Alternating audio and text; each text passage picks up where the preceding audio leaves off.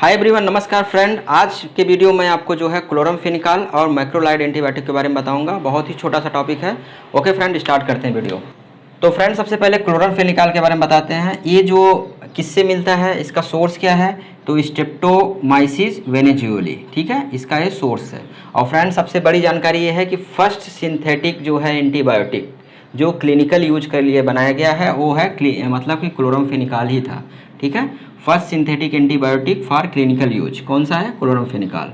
और इसको बनाया किसने था, एरलिच एंड बर्कहोल्ड। कब, 1947, जब देश आज़ाद हुआ था तब 1947 में एरलिच बर्कहोल्ड ने बनाया था, ठीक है।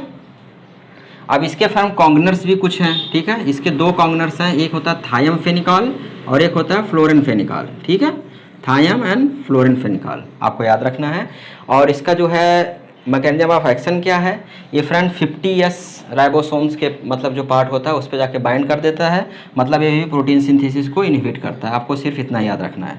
और इसके फ्रेंड बहुत ही इंपॉर्टेंट क्वेश्चन है, पूछा ग्रे बेबी सिंड्रोम किसकी वजह से होता है, क्लोरामफेनिकॉल की वजह से होता है, ठीक है। ग्रे बेबी सिंड्रोम, आपको ये पॉइंट याद रखना है।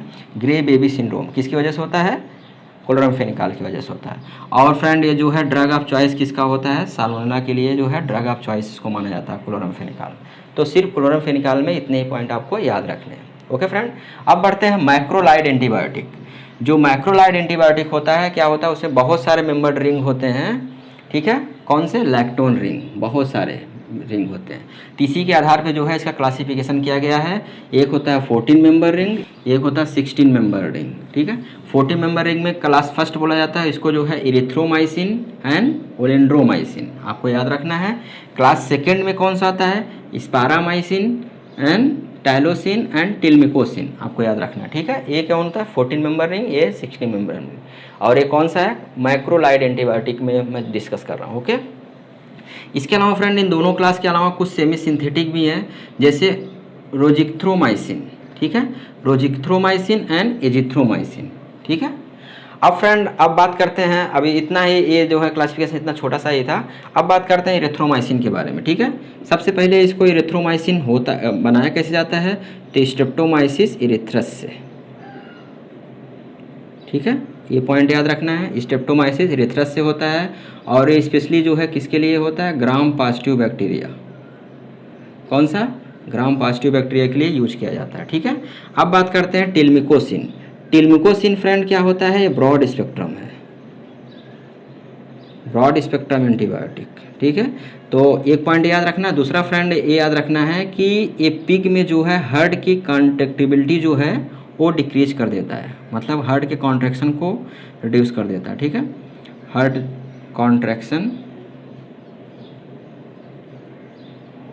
डिक्रीज, सो ये पिग में इसको बोला जाता है कंट्राइंडिकेटेड होता है, कौन सा, टिल्मिकोल, पिग कंट्राइंडिकेशन, ठीक है। एंटीबायोटिक पिग में नहीं यूज करते हैं टिल्मिकोसिन, आपको याद रखना। अब आपको मैकेनिज्म ऑफ एक्शन इसका याद रखना है। ये भी फ्रेंड जो है 50S राइबोसोम्स जो पार्ट होता है उस पर जाके बाइंड करता है, मतलब ये भी एक प्रकार से प्रोटीन इनहिबिशन का ही काम करता है, ठीक है।